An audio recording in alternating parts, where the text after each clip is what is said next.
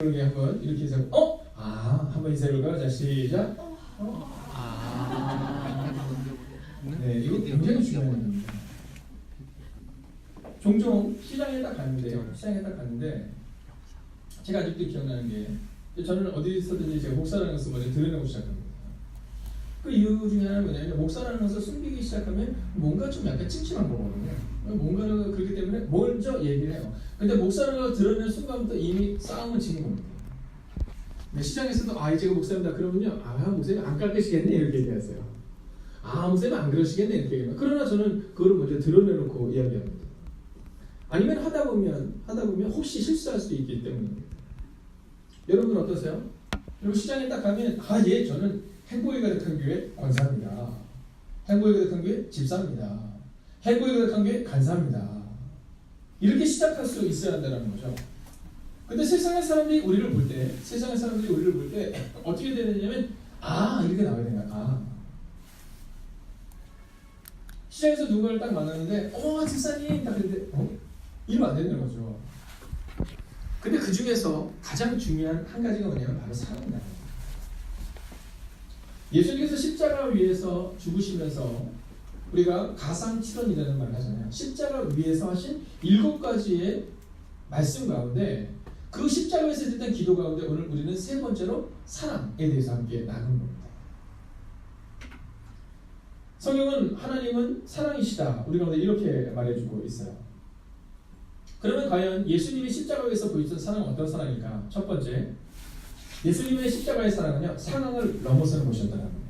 상황을 넘어서는 것이었다. 여러분 우리는 종종 착각하잖아. 뭐냐면 내가 힘들 때는 사랑할 수 없어 라는 거죠. 그렇죠? 나도 힘들어 나도 이런 겁니다. 그러나 예수님의 오늘 사랑을 보면요, 예수님의 사랑은 상황을 넘어서는 사랑이었다는 거죠.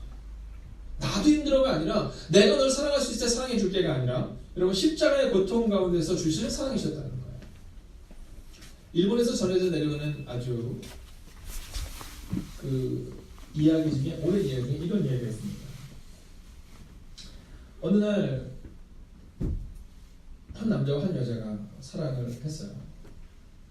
근데 이 아들이 너무 효자인 거예요. 그래서 이 여자가 뭐라고 했냐면 난 당신이랑은 결혼을 못하겠다 이런 겁니다. 근데 이 남자가 너무 이 여자를 사랑해서 너무 이 여자를 사랑해가지고 집착을 하다 보니까 이 여자가 그런 얘기 했어요. 그럼 당신 어머니 신장이라도 갖고 오라고. 내가 날 사랑을 믿는다고. 근데 일본에 내려오는 이 이야기 중에요, 정말 이 남자가 아주 어리석은 행동을 합니다. 어머니를 죽이고 어머니 심장을 꺼낸 거예요. 그리고는 이 사랑하는 여인에서 막 달려가는 겁니다. 여인에서 막 달려가다가 길 빠져서 툭 넘어졌어요. 근데 그 심장에서 이런 소리가 들려가는 거예요. 이야 조심해. 여러분 이런 얘기는 지금도 전해져 내려옵니다. 얼마 전 신문을 통해서 보셨겠지만 한 아들이 어머니를 살해하는 일이 발생했잖아요. 근데 거기에 살해하는 과정 가운데 이 아들의 손톱이 그 살해 장소에 떨어진 겁니다. 근데 놀라운 것은 뭐냐면 이 엄마가 어떻게 했어요? 여러분들 여기 표정이 신문 안 보신 것처럼 얘기하는데 이 어머니가 이 아들의 손톱을 먹었잖아요. 부검을 하는 가운데 손톱이 있는 거예요. 입 안에.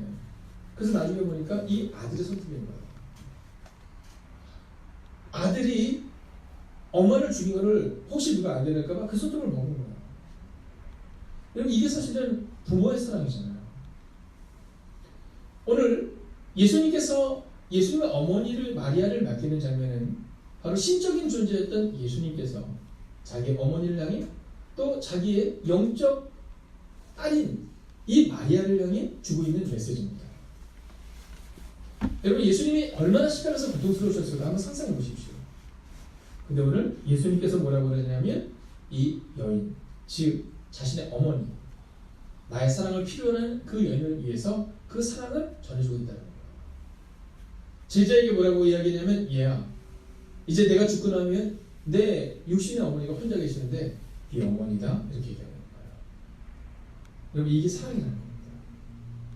예수님이 우리 가운데 원하시는 사랑은요, 내가 하고 싶을 때 하는 사랑이 아니라 상황을 넘어서는, 십자가에서 죽는다는 것은 심장이 터져서 죽는 것 같은 고통이라고 말씀드렸잖아요.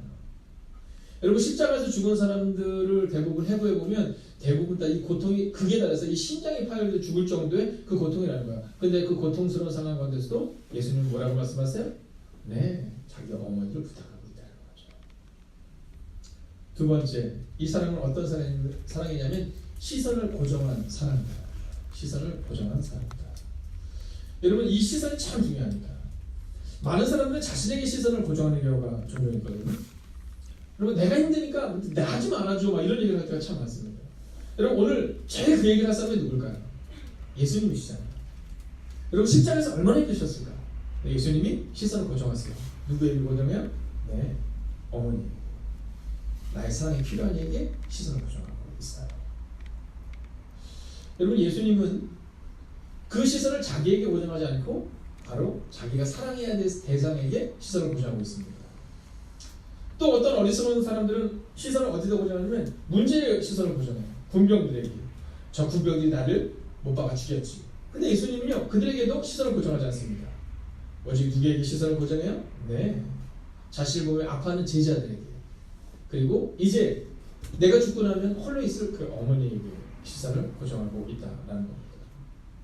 사랑하신 여러분, 저는 여러분들이 예수님의 사랑을 묵상할 때 사랑은 시선을 고정한다라는 것임을 기억하며 여러분 원망의 시선이나 또는 자기에게 시선을 두는 인생이 아니라 문제의 시선을 두는 인생이 아니라 주님께 혹은 여러분이 사랑해야 될 대상에게 시선을 고정하는 여러분이 되시기를 주의 이름으로 축원하겠습니다. 자, 성경에 보면 이 시선을 고정했던 사람에 대한 얘기가 나오는데요. 그중에서 특별히 어떤 사람이냐면 모세입니다. 모세. 자, 이스라엘 백성들의 특징은 뭐냐면요. 이스라엘 백성들의 특징은 문제에 자꾸 시선을 두잖아요. 홍해 앞에서도 막 홍해만을 보고, 네, 군대를 보고 막 이럽니다. 근데 모세는 누구에게 시선을 둬요? 하나님께 시선을 둬요. 여러분, 저는 오늘 이 밤 여러분에게 믿음으로 선포합니다. 사랑하신 여러분, 문제가 아니라 하나님께 시선을 두시기를 주의 이름으로 축원하겠습니다. 여러분, 하나님께 시선을 두셔야 돼요. 근데 이 모세의 시선 가운데 또 한 가지의 시선이 있습니다. 그게 뭐냐? 사랑하는 백성들에게 두는 시선이에요. 자, 어느 날 이 모세가 이제 신내산에서 하나님의 언약을 경험하고 딱 내려왔는데 이스라엘 백성들이 하나님 앞에서 옳지 못한 행동을 해요. 우상을 섬기고 막 이런 행동을 합니다. 하나님은 엄청 화가 나셨어요. 그래서 하나님은 화가 너무 나셔서 뭐라고 말씀하시냐면 모세에 이렇게 말씀하셨어요. 내가 저들을 다 진멸하겠다. 이렇게. 내가 저들을 다 진멸하고 그리고 내가 새로운 민족을 만들겠다. 모세야, 내가 너와 함께 새로운 민족을 만들마. 이렇게 얘기해요. 근데 그때 이 모세가 뭐라고 말해요? 주님 안 돼요. 차라리 저를 생명책에서 빼주세요. 그리고 저를 용서해 주세요. 이런 얘기를 해요. 자, 근데 여기서 중요한 사실이 한 가지 있습니다. 자, 이 백성, 이스라엘 백성이 어떤 백성들이요? 여러분, 모세가 실수했더니 정확히 표현하면 모세가 실수한 게 아니라 자기들의 실수를 향해서 모세를 향해서 돌로 던지게 했던 사람이잖아요. 그러니까 쉽게 얘기하면 막 모세를 돌로 치게 하고 모세를 굉장히 아프게 했던 사람이거든요. 근데 모세가 그들에게 시선을 두고 하나님께 차라리 제 이름을 생각해서 빼주세요. 이렇게 얘기해요. 저는 우리 거치원 교사님이나 우리 소영민 강사님이나 우리 혜리 강사님이나 또 우리 사랑하는 장로님 강사님 집사님이나 여러분 우리의 마음 가운데요. 여러분 과거에 내 마음을 아프게 한 사람한테 자꾸 시선을 두고 속상해하는 것이 아니라 여러분 사랑의 대상인 그분들에게 시선을 두기를 원합니다. 우리의 마음 가운데 문제에 자꾸 시선을 두고 내 마음을 상하게 했다는 사람들의 시선을 두자면 우리 마음도 병들어요. 근데 우리 마음 가운데 내 사랑을 필요로 하는 사람들 여러분 그 사람들을 향해서 우리 시선을 둘 때 바로 그 시선에서부터 사랑이 시작된다는 겁니다. 자, 옆 뒤절 한번 지극히 한번 바라보세요. 한번 그렇게 바라보세요. 그리고 한번 이렇게 썼어요. 제가 당신께 시선을 거두지 않을게요. 한번 인사해 보세요. 제가 권사님께 시선을 거두지 않을게요. 왜 나한테 안 해? 한번 해.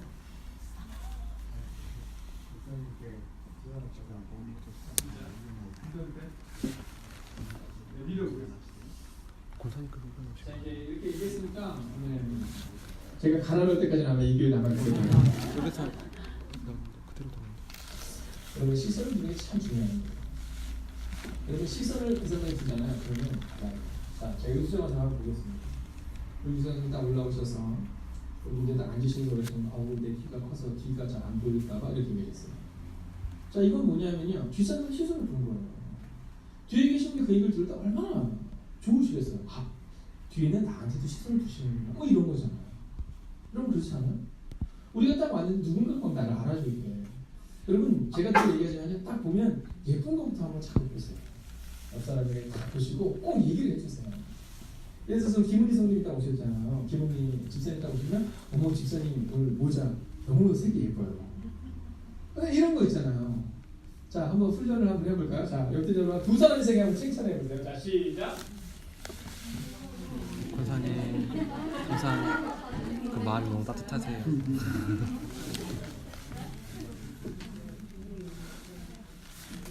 네 하셨어요? 네. 성경아 뭐라 그랬어 아빠한테? 뭐라 그랬어? 아재 개그 웃기다고? 아재 개그 웃기다고. 오늘 굉장히 중요한 거예요. 제가 오늘 머리를 아침에 정리하고 못해가지고 그래도 불구하고 저희 아이 머리가 멋지대요. 이게 놀리는 건지 아닌지 잘 모르겠지만 똑같은 거지만 아재 개그 멋지다는 거나. 네. 여러분 딱 만났으면 그 사람을 딱 보면 기분 좋아요. 교회에 딱 등장했어요. 기분이 좋아요. 한번 할까요? 다시 한번 해보겠어요. 자, 교회에서 그 사람 보면 기분이 좋아야 돼요. 여러분, 우리가 꼭 기억하시다. 교회에서 그 사람 보면 기분이 좋아야 돼요. 한번 역사님 인사하세요. 당신을 보면 기분이 좋아요. 한번 인사할까요? 권사님을 보면 기분이 좋습니다. 여러분, 그 사람을 보면 기분이 좋아지잖아요. 그러면 다음에 또 교회가 오고 싶어요. 근데 그 사람을 봤는데 그 사람이 나를 별로 반가워하지 않는 것 같아요. 그러면 사실 교회에 꼭 오고 싶진 않아요. 오늘 예수님께서는요 시선을 문제에 둔 것도 아니고 자기를 죽이려고 하는 로마 병정대에 준 것도 아니라 바로 시선이 필요한 자기의 어머니 마리아 외로울 그 여인에게 시선을 준 거죠.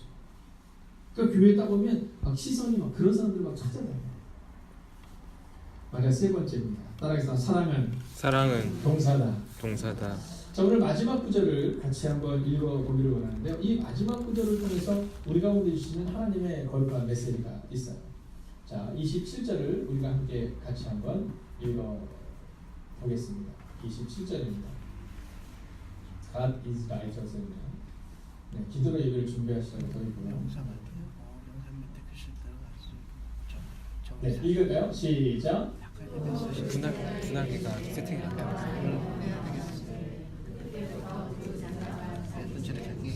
아멘. 여러분 사랑은 동사다. 네 어머니다 얘기했는데 그때부터 자기 집에 모시는 거야. 우리의 마음 가운데 그때부터 즉 행동하는 것 이게 바로 사랑이라는 거예요. 사람들은 사랑을 명사로 착각하지만 사랑은 동사예요. 행동하는 것, 행하는 것 그게 사랑이라는 거죠. 제가 존경하는 윌로클 교회 비라베스 목사님의 설교에 보면 그런 내용이 나와요. 우리 교회가 자랑스러운 교회다 이분이 그런 얘기를 해요. 그래서 그 책에 보면 뭐가 자랑스럽냐 사람이 물어본대요. 그럼 그분이 얘기한답니다. 우리 교인들은 동사다 이렇게 얘기한다는 거예요. 또 뭐라 그러냐면 어느 날 지금은 뭐 썰라건이 있어가지고 우리가 핸드폰으로 막 이렇게 연락을 하잖아요. 근데 예전에는 기억나세요 혹시? 이거 잘 아시는 분은 저랑 세대 같은데 옛날에는 핸드폰 없을 때는 뭘로 했죠? 휴대폰 없을 때? 삐삐 하시는 분 네. 저랑 비슷해요. 자 삐삐 시절에 삐삐가 딱 오면 뭘로 전화해요? 공중전 알아요? 그래요. 공중전 하잖아요. 예전에 이 윌로크릭 교회도 공중전화 있었어요. 근데요 어느 날 여러분 하나님께 예배드릴 때 성경에 보면 하나님은 사람에게 먼저 묶인 것을 풀고 와야 됩니다. 그러니까 여러분 이 예배가 끝나고 나면 혹시 여러분이 마음을 아프게 한 영혼이 있다면 그분들에게 찾아가시든 연락을 하셔서 마음을 풀어주세요. 그런데요 놀라운 소리는요 그 예배가 끝난 다음에 그 공중전화 부스 앞으로요 수십 명이 길었어요. 집으로 돌아가기 전에 전화를 하게 돼요. 사랑은 동사인 거죠. 저는 우리 교회가 좋은 교회냐 아니면 좋지 않은 교회냐는 뭘로 판가름할 수 있냐면 지금 동사가 우리 가운데 있느냐 행동이 있느냐 이것으로 알 수 있다는 거예요. 여러분이 하나님을 사랑하시죠? 오늘 하나님이 여러분을 사랑한다고 알 수 있는 것은 동사죠. 오늘 여러분이 이곳에 와서 앉아있다는 것 자체가 이미 하나님께 하나님 제가 하나님 사랑해요 이렇게 말하고 있는 거예요. 저는 오늘 우리의 모습 가운데 이 본문의 말씀을 통해 예수님이 우리 가운데 보여주셨던 그 예수님의 제자였던 이 제자가 예수님의 말씀에 순종하여 사랑을 동사로 보여주는 이 장면을 잊지 않기를 바랍니다. 그래서 오늘부터 사랑을 동사요. 나가실 때 막 자꾸 손을 만지세요. 꼭 안아주시고요. 동성끼리 꼭 안아주시고 이성끼리 꼭 악수하시고. 네. 그리고 막 진짜로 우리 특별히 간사님들이나 전도사님들이나 여러분들은 막 인사를 몇 번씩 하셔도 괜찮아요. 자주 찾아가시고 자주 만나주시고 막 안아주시고 막 사랑한다고 얘기해주시고 막 이게 필요한 거예요. 사랑은 뭐라고요? 동사예요. 제가 오늘 끝나고 한번 이렇게 여러분을 지켜볼 거예요. 네, 여러분이 서로를 해서 얼마나 막 사랑하는지 막 여러분 교회는 좀 호들갑스러워도 괜찮다니까요. 여러분 교회 왔는데 그냥 다 주머니 뒷짐 다 놓고 내 마음 다 그래 너 알지 뭐 여러분 이렇게 하지 마세요. 막 좀 호들갑스러워도 괜찮아요. 어머 집사님 오늘 머리가 너무너무 예뻐요. 권사님 오늘 이 머플러가 이 스카프가 너무 예뻐요. 너무 하네요. 그냥 느끼는 걸 그대로 얘기를 표현하면 되잖아요. 안 예쁜데 예쁘다고 얘기할 필요는 없어요. 그렇지만 권사님 그냥 오늘 그 모습 보니까 이제 봄이 오는 것 같아요. 너무 화나시네요. 막 이런 얘기들 이 사랑은 동사. 여러분 이런 행동 사랑하시는 여러분 예수님의 마지막 그 십자가에서 터져 죽을 것만한 고통 그 안에서 예수님 우리 가운데 바로 이 사랑을 말씀해 주신다는 거예요. 그래서 우리는 이 사랑으로 우리를 사랑하기를 주의 이름으로 축원하겠습니다. 아멘. 어찌저나 한번 마지막으로 이렇게 인사하고 우리가 기도하기 원하는데요.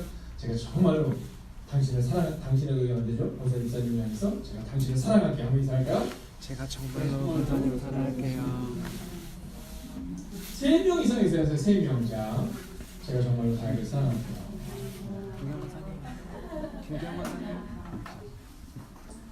십자가의 사랑, 여러분 그 사랑이 우리 안에 있기를 주의 이름으로 축원하겠습니다.